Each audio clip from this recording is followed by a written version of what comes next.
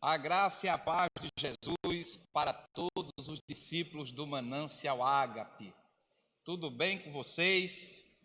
Vamos iniciar mais uma aula desse discipulado maravilhoso.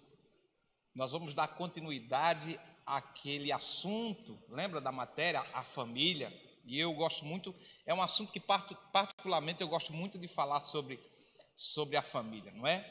E nós vamos dar continuidade. Nós vamos ter essa aula e mais outra aula sobre família e depois nós vamos partir para outra matéria, tá certo? Por isso, nós vamos orar, tá certo? Senhor, nós entramos em Tua presença e Te agradecemos por estarmos aqui. Muito obrigado pela oportunidade de aprendermos mais de Ti. Obrigado por essa matéria, que é a matéria da família.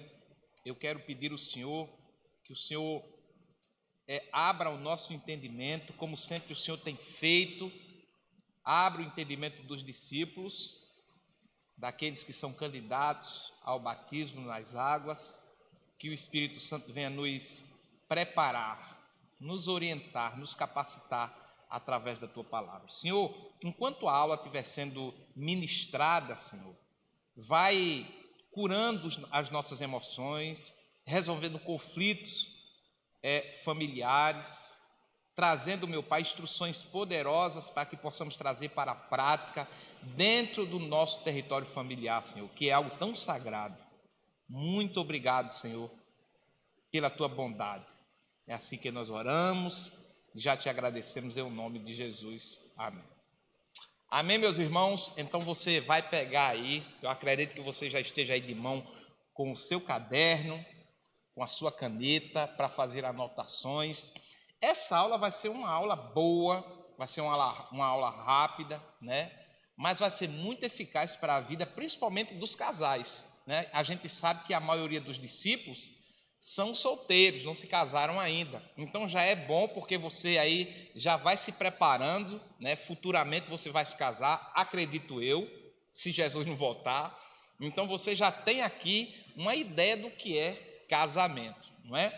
E nessas matérias que nós viemos aprendendo, a gente aprendeu sobre o propósito do casamento, que é refletir a imagem e a semelhança de Deus na relação, no casamento, na família, né? O propósito da família, que é projetar essa imagem nos filhos. Aprendemos que o casamento é um pacto entre um homem e uma mulher, né? No qual Deus é a sua principal testemunha. A gente vê isso lá em Malaquias, quando Deus disse que foi testemunha, né?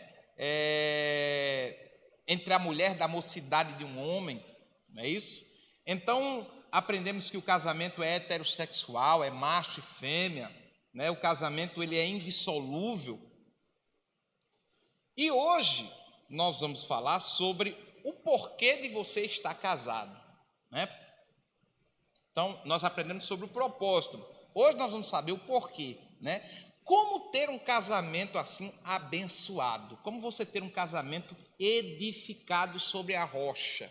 Não basta só casar. Você tem que saber as direções, né? Como lidar com essa questão chamada casamento. E hoje a gente vai falar sobre o porquê que você está casado, né? Primeiro, a gente precisa entender que o casamento ele é de ordem moral, sabe? Exige fidelidade. Por isso que lá no livro de Hebreus, no capítulo 13, o versículo 4, né, a Bíblia diz assim: venerado seja todo matrimônio, mas os que se dão à prostituição, Deus os julgará. Então o casamento ele é uma união de ordem moral, espiritual, porque ele também representa, Deus fez o casamento para que você possa ter uma ideia assim, né, do que é o relacionamento de Cristo e a igreja, porque vai haver um casamento no futuro, um casamento espiritual, né? Vai haver o casamento entre Cristo e a igreja. E hoje nós vamos falar exatamente disso. Como ter um casamento abençoado? Primeiro você precisa entender que o propósito do casamento, um dos propósitos do casamento, é o acordo mútuo.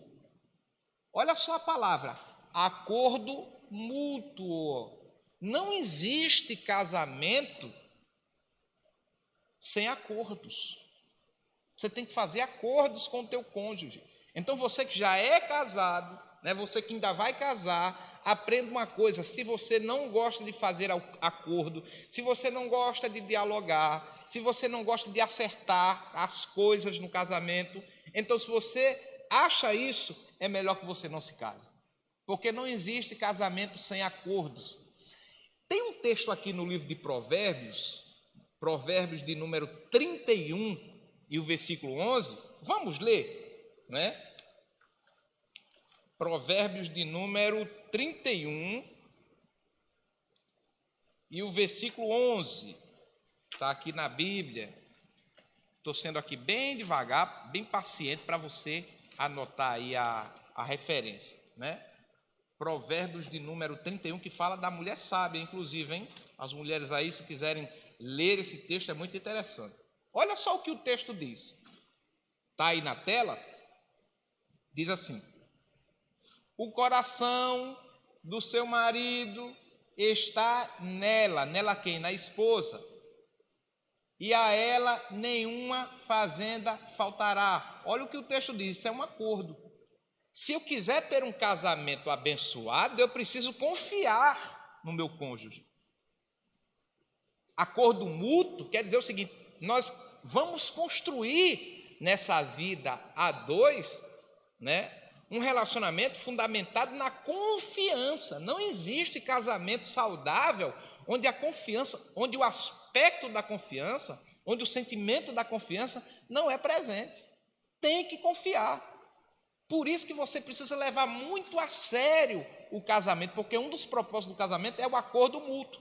Então, confiar significa fazer acordos, fazer alianças, conversar, acertar, entender, ouvir o outro. Sabe? Agora, é importante também que o texto diz o seguinte: ó, o coração do seu marido está nela, ou seja, o marido vai confiar na esposa. Por quê?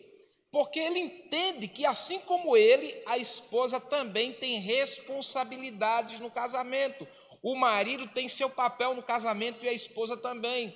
Viver uma vida a dois, num acordo mútuo, significa assumir, né? Ter noções dos papéis que um homem e uma mulher vão exercer no casamento. Por que muitos casamentos entram em crise e até um divórcio acaba batendo a porta do casal? Não é porque o casamento é ruim, o casamento é uma bênção de Deus. Ruim é o que as pessoas trazem para ele, as mazelas que nós trazemos para ele. Então, por que isso acontece? Porque os casais não são responsáveis, né? Não são diligentes. Eles não assumem os seus respectivos papéis no casamento. Veja, o marido confia nela. Por que o marido confia nela? Confia na mulher? Porque ele sabe que ela é importante no relacionamento conjugal. Ela tem o seu papel, e esse papel da mulher precisa ser valorizado, que é aquele que a gente falou da submissão na aula, se não me falha a memória, na aula retrasada, né? Que fala que a mulher tem que reconhecer, né? A liderança do homem, de cuidar, né, de ajudá-lo nessa liderança, que é cuidar, proteger, sustentar. Então, meu irmão, não existe casamento sem acordo mútuo.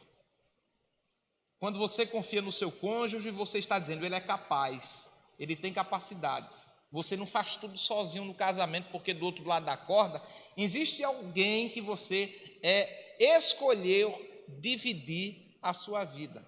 Ok? Então diz assim: o coração do seu marido está nela, confiando nela, e ela nenhuma fazenda falta. Por quê? Porque essa mulher, esse marido é um marido que confia na esposa, e essa esposa é aquela mulher administradora do lar. Sabe? Então ele vai confiar que ela também é uma líder no papel de esposa.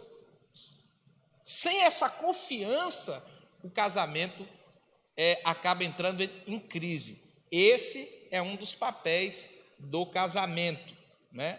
O coração do seu marido está nela, confiando, e ela nenhuma fazenda faltará. Ok? O outro propósito do casamento é a satisfação sexual. Olha que coisa boa, viu? Tem gente que acha que Deus fez Adão lá no Éden, não é? E depois disse para o diabo, leva Adão lá para o inferno para fazer o sexo. Não, o sexo é divino, mas o sexo é um presente para ser desembrulhado no casamento, dentro do casamento. Então essa moçada aí que não está casada ainda, entenda isso, ok? Guarda tudo isso aí para o casamento, para a lua de mel. Então não existe casamento se o casal não aprende também, não entende que um dos propósitos do casamento é a satisfação sexual, né? E olha o que Provérbios, de número 5, e o verso 18 diz. Vamos ler?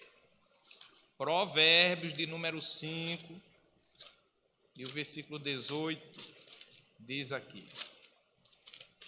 Olha que coisa interessante.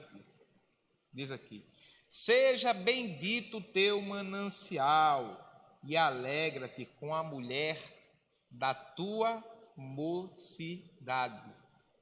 Percebeu? Leu aí na tela? Seja bendito o teu manancial e alegra-te com a mulher da tua mocidade. Então, Deus colocou o sexo, né? Deus colocou o instinto sexual no ser humano para que ele usufrua. Porque o sexo é um ato de alegria, é um presente de Deus para o casal, para que o casal usufrua dentro do casamento. O sexo é algo tão íntimo, tão particular, tão bom que uma pessoa tem, que ela só pode entregar esse prazer, essa alegria do sexo a uma pessoa especial. E quem é a pessoa especial? É aquela pessoa que escolhemos para viver o resto de nossa vida até que a morte o separe no casamento. Então o casamento tem esse propósito, a satisfação sexual. Ok? Entenda isso. Então essa turma aí que ainda não se casou, né? Que na verdade é a maioria dos discípulos, você precisa entender, depois do casamento. Porque o sexo é um presente, né? E para você dar um presente a essa pessoa, você precisa conhecer essa pessoa, construir um relacionamento, né? Quando você vai dar um presente a essa pessoa, você precisa conhecer quais as características dela, sabe? E essa coisa de viver na prostituição não é de Deus. A Bíblia diz assim: fugir da prostituição. Isso não quer dizer que o sexo é ruim, significa que você vai usar o sexo de maneira errada. Então, filho, deixa eu dizer uma coisa para você, seus hormônios, seus instintos, eles não são convertidos. Você precisa aprender que você deve ser dono deles e não eles ser dono de você. Agora, para os casados, casal precisa entender, sabe? Para os discípulos casados, eles precisam entender que o sexo é uma alegria no casamento. Por isso que o texto diz assim: alegra-te com a mulher da tua mocidade. Amém, meus irmãos? Em terceiro lugar, o casamento, ele tem um propósito de reproduzir-se. Você se casa para reproduzir. Então, é o acordo mútuo, né? A satisfação sexual e o que mais? Reprodução. Então vai ter filhos, porque o casamento, nós aprendemos que o casamento é homem, né? O que é família? Família é homem, a família é formada com um homem, uma mulher e os filhos. Então é natural que com a alegria do sexo venham os filhos. Essa coisa da cegonha que vem deixar o... Não existe isso, a gente sabe que isso aí é ilusão, é história de carochinha. A gente sabe que o propósito do casamento, um dos propósitos do casamento também é reprodução. E a gente vai ver isso no livro de Gênesis, no capítulo 1 e o verso 28. Vamos lá, gente? Glória a Deus. Gênesis, capítulo 1 e o verso 28, que diz assim. Vamos lá. Anota aí, hein? E Deus os abençoou e disse-lhe: frutificai e multiplicai-vos e encheia a terra. Olha só, não é? E Deus os abençoou e disse, né? Frutificai-vos, multiplicai-vos e enchei a terra. Olha só o propósito do casamento. A vida de um casal, a vida de uma pessoa não teria graça sem os filhos, né? Agora, a gente precisa entender que nem sempre esses filhos, eles são filhos biológicos do casal, tem os filhos adotados, não é? Que também não deixam de ser filhos, porque o que faz um homem um pai não é um espermatozoide, o que faz um homem um pai é o exemplo, e nós vamos falar disso na próxima aula, certo? Porque nós estamos aprendendo sobre essa aula aqui, e essa coisa de pai, de educação de filhos, sabe? A gente vai ver na próxima aula, ok? Então a gente precisa entender o seguinte, é multiplicar. Agora multiplicar com o quê? Com qualidade. Não adianta ter um monte de filho, colocar um monte de filho no mundo, se a pessoa não pode criar. Deus disse para Abraão que a descendência de Abraão iria ser numerosa, como a areia do mar. Mas, no entanto, Abraão teve quantos filhos? O filho da promessa, só um. Jesus estava falando de Isaac. A gente sabe que ele teve outros filhos, né? Mas Deus estava falando da promessa, do filho da promessa de Isaac. Então não adianta você pôr muitos filhos no mundo, sabe, se você não pode cuidar. Então, um dos propósitos do casamento é reproduzir, reprodução. Agora, entenda uma coisa, essa reprodução tem que ser com ordem e decência. O que significa? Que você deve aprender, né? A pessoa que é recém-casada, sabe, que está entrando agora no casamento, ou você ainda pensa em se casar, você precisa entender o seguinte: fazer um planejamento familiar. Esse planejamento não pode ser imposto pela pessoa. Esse planejamento tem que ser feito pelo próprio casal. Tá bom, meus irmãos? Então nós vamos recapitular mais uma vez a lição. Foi rápida, prática, bem direta, bem objetiva, e eu quero falar novamente aqui. Qual o propósito do casamento? Acordo mútuo, confiança, sabe? Você tem que fazer acordos. Você não está mais sozinho no casamento. Satisfação sexual. Deus deu sexo para o casal para que eles se alegrem dentro do casamento. Ok? E a reprodução, para que os filhos venham. Sabe? Porque eles serão os futuros adultos do amanhã, os futuros maridos, as futuras esposas. Então você precisa entender que para criar uma família é um homem, uma mulher. É quando ele deixa pai e mãe e se une à sua esposa. Essa é a dinâmica pelo qual Deus criou para formar uma família. Amém, meus irmãos? Que Deus abençoe vocês, certo? Até a próxima aula. Aliás, eu quero terminar esse discipulado fazendo oração, mas antes eu quero dizer para você o seguinte: se você tem um problema familiar, entra lá no meu privado, vai lá no grupo do discipulado ou no privado, no WhatsApp, e você vai fazer sua pergunta, eu vou esclarecer suas dúvidas, para que você seja abençoado em nome de Jesus. Amém, meus irmãos? Mas antes eu quero orar pela sua família, tá certo? Senhor, eu quero pedir agora por todas as famílias que estão me ouvindo agora através dessa videoaula. Senhor, toma em tuas mãos. A gente sabe que a gente está vivendo num momento difícil, nesse isolamento social. E aí, Senhor, vão aparecer defeitos que nós não conseguimos ver, porque muitas vezes as demandas nos mantinham muito tempo fora de casa. E eu quero pedir pelas famílias que estão agora, Senhor, juntas, que o Senhor possa trazer paz e harmonia na família.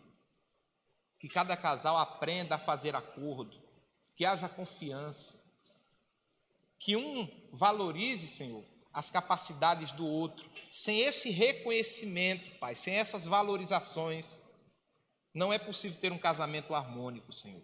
Que cada um possa ver no outro, Senhor, virtudes e qualidades. Pai, que haja mais elogios e menos críticas, Pai. Que haja mais reconhecimento, Senhor, e nenhuma acusação, Pai. Ensina o casal, ensina a família a lidar com as diferenças, com os defeitos do outro, Pai, para a glória do Teu nome. Senhor, é assim que nós oramos e já te agradecemos, meu Pai, em o nome de Jesus. Amém. Amém, meus irmãos? Então, uma boa aula para vocês, que o Senhor vos abençoe e até a próxima videoaula. Fica na paz.